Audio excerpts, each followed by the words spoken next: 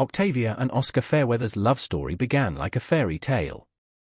They met as undergraduates at Creekside College, where Octavia studied art, and Oscar pursued a degree in business administration. Octavia captivated Oscar from the moment he saw her by the campus lake. Oscar tall and charismatic, with a disarming smile. Would Octavia with his charm and ambition? They married shortly after graduation, with dreams of building a life together in their hometown. Octavia secured a position as an art teacher at high school, where her passion for creativity and nurturing young talent quickly made her a favorite among students and faculty alike. Oscar, leveraging his family connections, landed a job at a prestigious local investment firm, climbing the corporate ladder with remarkable speed. As the years passed, the Fairweathers became pillars of the Creekside community. They were fixtures at galas and town council meetings. Their home in Oakwood Estates, purchased with Oscar's growing wealth, became a symbol of their success. Octavia's artistic touch was evident in every room, from the hand-painted murals in the living room to the carefully curated sculptures in their backyard. To the outside world, Octavia and Oscar were the epitome of a power couple. They complemented each other perfectly. Octavia's creativity balancing Oscar's business acumen. Her warmth softening his sometimes brusque demeanor. Friends often remarked on how they still looked at each other with the same adoration they had in college. Yet beneath the surface of this picture-perfect life, there were undercurrents of tension. Octavia and Oscar had been trying to conceive for years without success. The strain of fertility treatments and dashed hopes began to wear on their relationship. Oscar threw himself into his work, spending long hours at the office, while Octavia found solace in her art and her students. It was during this challenging time that Octavia's relationship with her mother, Cordelia Prescott, became a source of comfort and support. Cordelia, a widow who lived on the outskirts of town, had always been a free spirit. In her youth, she had traveled the world as a photojournalist, settling down in Creekside only after meeting Octavia's father. After his passing, Cordelia had retreated into a quieter life, focusing on her garden and her volunteer work at the local animal shelter. As Octavia spent more time with her mother, Oscar found himself drawn into Cordelia's orbit as well. What began as polite conversation during family dinners slowly evolved into something more, setting the stage for a betrayal that would tear the Fairweather family apart. The seeds of the affair between Oscar and Cordelia were planted on a crisp, autumn evening. Octavia, consumed with preparing for an upcoming art exhibition featuring her students' work. Oscar, feeling neglected and frustrated by the growing distance in his marriage, decided to go to Cordelia's cottage alone, ostensibly to check on his mother-in-law. Cordelia, surprised but pleased by the unexpected visit, welcomed Oscar with a warm smile and a glass of her homemade wine as they sat in her small cluttered living room, surrounded by eclectic souvenirs from her travels. Oscar found himself opening up about his marital troubles.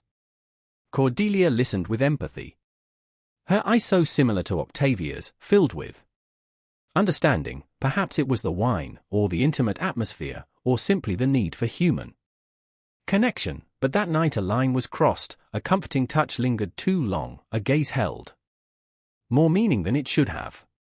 By the time Oscar left Cordelia's cottage, both knew that something had irrevocably changed, and the weeks that followed, Oscar and Cordelia manufactured reasons to see each other. Cordelia suddenly needed help with home repairs, while Oscar discovered a newfound interest in gardening. Their clandestine meetings became more frequent, always carefully timed to avoid suspicion. During one of their early encounters, Oscar arrived at Cordelia's cottage to help fix a leaky faucet as they worked side by side in the cramped space of her bathroom. The air between them grew thick, with unspoken tension. Their hands brushed accidentally, sending electric shocks through both of them. When Cordelia reached past Oscar for a towel, he caught the scent of her perfume, a heady mix of jasmine and vanilla that made his head swim. Their eyes met in the mirror, and for a moment neither could look away. On a warm Sunday afternoon, Cordelia was showing Oscar how to prune her rose bushes. As she demonstrated the technique, standing close behind him to guide his hands. Both were acutely aware of their physical proximity, the gentle brush of her breath on his neck. The warmth of her body against his back sent shivers down Oscar's spine.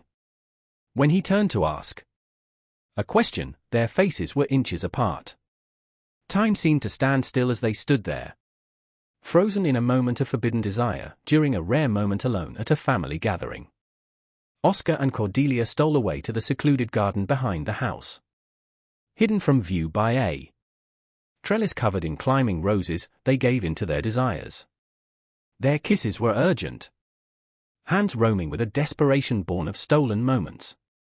As they heard Octavia's voice calling for them, they quickly separated, straightening their clothes and hair. The guilt was immediate, but so was the thrill of their secret affair, adding a dangerous excitement to their illicit encounters. Their affair consumed them, blinding them to the consequences of their actions. In Cordelia's bedroom, a space once reserved for solitary nights, they now created a world of secret passion. The creak of bed springs and hushed whispers became a symphony of their illicit love, playing out against the backdrop of familial betrayal. As their physical intimacy deepened, so too did their emotional entanglement. What had started as a physical attraction morphed into something more complex and dangerous. They began to imagine a future together, heedless of the devastation such dreams would wreak on their family. It was this combination of physical passion and emotional connection that would ultimately lead to their undoing. They justified their actions in whispered conversations. Oscar spoke of feeling unappreciated and misunderstood by Octavia, while Cordelia confessed to a loneliness that had plagued her since her husband's death. They convinced themselves that their connection was special, something that transcended the boundaries of the conventional. As the affair deepened, so did their web of lies. Oscar began to invent business trips and late meetings. Cordelia feigned illness to avoid family gatherings. They communicated through a secret email account and disposable phones, always careful to cover their tracks. With each deception, the weight of guilt grew heavier. Oscar found it increasingly difficult to look Octavia in the eye, while Cordelia's interactions with her daughter became strained and awkward. The very relationship that had once been Octavia's source of comfort was now tainted by betrayal. Neither Oscar nor Cordelia could have foreseen the devastating consequences their actions would have on the entire Fairweather family. As they continued their illicit liaison, they remained oblivious to the suspicions beginning to form on Octavia's mind.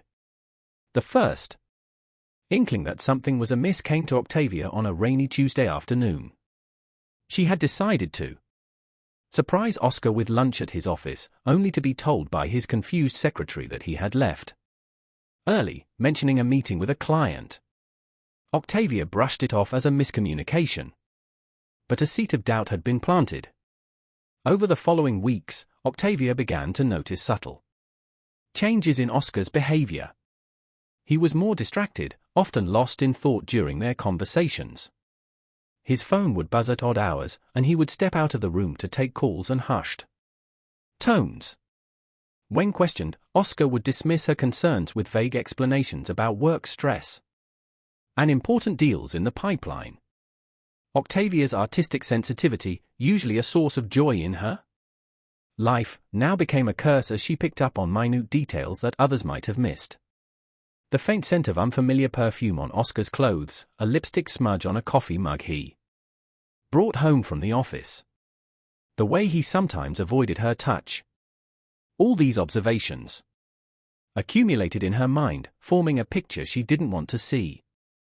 Her relationship with her mother also began to change.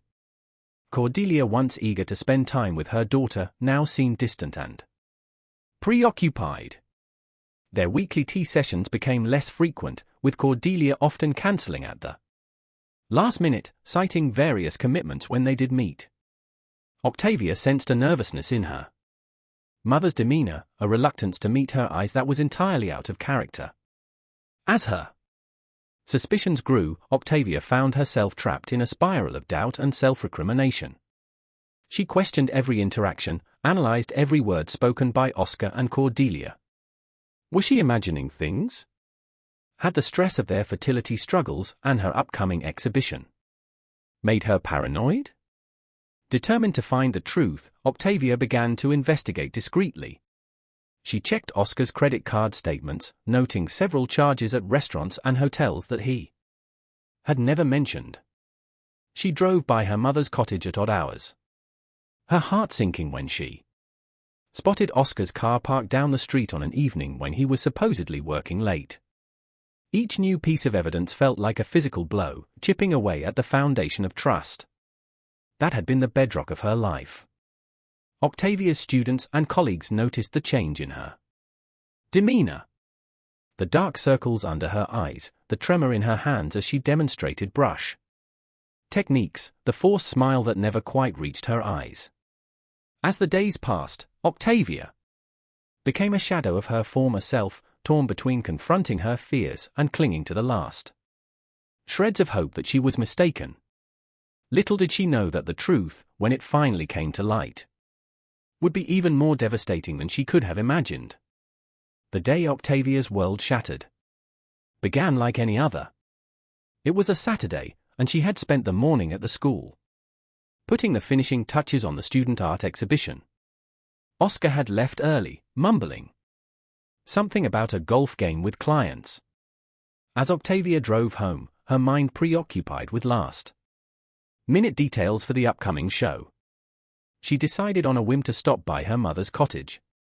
Perhaps a cup of tea and a chat would help calm her nerves, as Octavia turned onto the quiet lane leading to Cordelia's home. Her heart nearly stopped. There parked behind was Oscar's sleek black sedan. For a moment, Octavia sat in her car, hands gripping the steering wheel. She told herself there could be an innocent explanation, but deep down she knew. With trembling legs, Octavia approached the cottage. The curtains were drawn, but through a gap she could see movement inside. Taking a deep breath, she used her key to unlock the door, pushing it open as quietly as possible. The sight that greeted her would be forever seared into her memory. There on the floral-patterned couch, they were locked in an intimate embrace. Oblivious to the world around them, Cordelia's hair was disheveled, Oscar's shirt partially unbuttoned. On the coffee table, 2 half-empty wine glasses stood as mute witnesses to their betrayal. For a moment time seemed to stand still. Then, as if sensing her presence, Oscar and Cordelia looked up. The expressions on their faces: shock, guilt, and a flicker of defiance. What followed was a blur of emotions and accusations. Octavia's anguished cry broke the silence, startling the guilty pair. Oscar jumped to his feet, stammering excuses and pleas. Cordelia remained seated, her face ashen, tears streaming down her cheeks. Octavia, her voice raw with pain and fury, hurled questions at them. The answers, when they came, were like daggers to her heart.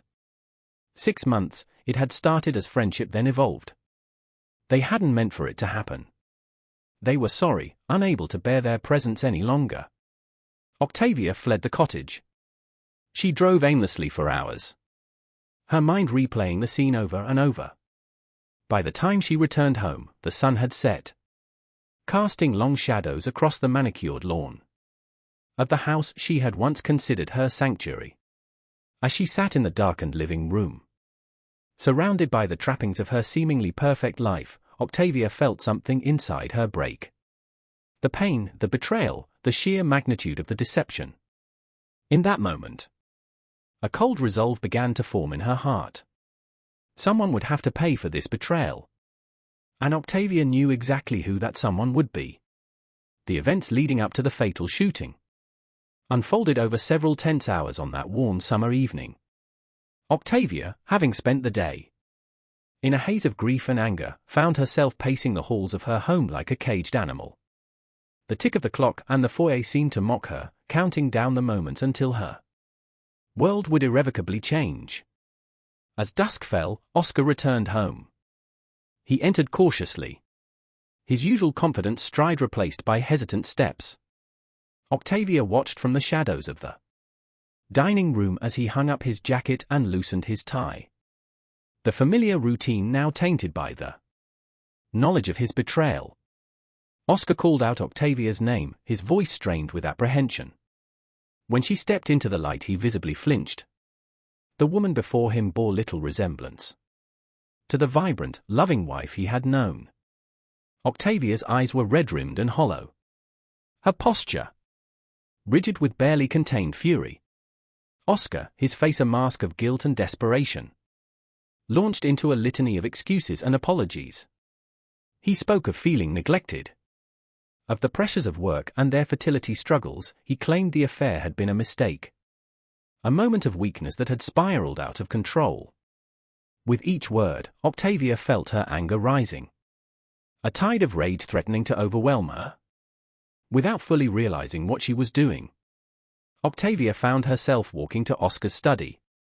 She knew he kept a handgun in the desk drawer, a precaution he had insisted on after a series of break-ins in the neighborhood. As if in a trance, she retrieved the weapon, feeling its cold weight in her hand. When she returned to the living room, Oscar's eyes widened in shock and fear. He raised his hands, backing away slowly, his words now coming in a panicked rush. He promised to end the affair, to go to counseling, to do whatever it took to save their marriage. But Octavia barely heard him. In her mind, she saw only images of Oscar and Cordelia together, their betrayal playing on an endless loop. What happened next was a blur of motion and sound. Oscar lunged forward, perhaps trying to disarm her. In that moment of chaos and heightened emotion, Octavia's finger tightened on the trigger. The gunshot was deafening in the confines of the room, followed by an eerie silence, broken only by the tinkling of shattered glass from a fallen picture frame. Oscar staggered backward, a look of disbelief on his face as he pressed his hand to his chest. Blood seeped between his fingers, staining his crisp white shirt crimson. He collapsed to the floor, gasping for breath. His eyes locked on Octavia's in a silent plea. As the reality of what she had done crashed over her, Octavia dropped the gun. It clattered to the hardwood floor, the sound jolting her out of her shocked state. She rushed to Oscar's side, her anger instantly replaced by horror and regret. She pressed her hands against the wound, desperately trying to stem the flow of blood. Oscar's breathing was labored, his skin growing pale. With trembling hands, Octavia reached for her phone, dialing 911. Her voice shook as she gave the dispatcher their address, pleading for an ambulance to hurry. As she waited for help to arrive, she cradled Oscar's head in her lap, whispering a mixture of apologies and pleas for him to hold on. The next few minutes felt like an eternity. Neighbors alerted by the gunshot began to gather outside. Through the window, Octavia could see curious faces peering in, their expression shifting from concern to shock as they took in the scene. She heard muffled voices, someone shouting about calling the police. When the paramedics finally arrived, they worked swiftly to stabilize Oscar. Octavia watched, numb with shock, as they loaded him onto a stretcher and rushed him to the waiting ambulance. As the sirens faded into the distance, Octavia found herself alone in the house, surrounded by the evidence of her actions. It wasn't long before the police arrived. Detective Emily Davis took charge of the scene, her keen eyes taking in every detail. As officers secured the area and began collecting evidence, Detective Davis approached Octavia, who sat motionless on the blood-stained couch. In a gentle but firm voice, Detective Davis informed Octavia of her rights and asked if she understood what had happened. Octavia, her voice barely audible, recounted the events of the day. The discovery of the affair, the confrontation, and the moment the gun went off. Throughout her statement, she seemed almost detached, as if she were describing something that had happened to someone else. As Octavia was led away in handcuffs, the gravity of the situation began to sink in. She caught glimpses of her neighbors watching from behind hastily drawn curtains, their faces a mix of horror and fascination. At the General Hospital, Oscar Fairweather clung to life in the intensive care unit. The bullet had missed his heart by mere inches, lodging dangerously close to his spine. As he underwent multiple surgeries, a steady stream of colleagues and friends visited. Their hushed conversations in the waiting room filled with speculation and disbelief. Cordelia Prescott, racked with guilt and shame, attempted to visit her son-in-law but was turned away by the Fairweather family. She retreated to her cottage, refusing to answer calls or open her door. The weight of her role in the tragedy seemed to age her overnight. Her once vibrant demeanor replaced by a haunted, hollow-eyed look. Detective Davis, meanwhile, delved deeper into the case. She interviewed friends, colleagues, and family members, piecing together the events that had led to that fateful night. The more she uncovered about the Fairweather family's history and the affair between Oscar and Cordelia, the more complex the case became. As the investigation progressed, public opinion and Creekside began to shift. What had initially been seen as a clear-cut case of attempted murder in a fit of rage was revealed to be a tragedy born of betrayal and shattered trust. The town found itself divided, with some sympathizing with Octavia's plight, while others condemned her actions as inexcusable regardless of the circumstances. One of the most crucial pieces of evidence came from an unexpected source. Octavia's best friend and fellow art teacher Zara came forward with a series of text messages in the weeks leading up to the shooting. Octavia had confided her growing suspicions to Zara, detailing the signs of infidelity she had noticed. The messages revealed Octavia's emotional turmoil and her struggle to confront the truth, providing valuable insight into her state of mind. Inside the packed courtroom, the air was thick with tension as the judge called the proceedings to order. The prosecution, led by the ambitious District Attorney Vincent Harding, painted a picture of Octavia as a vengeful woman who had committed a premeditated act of violence.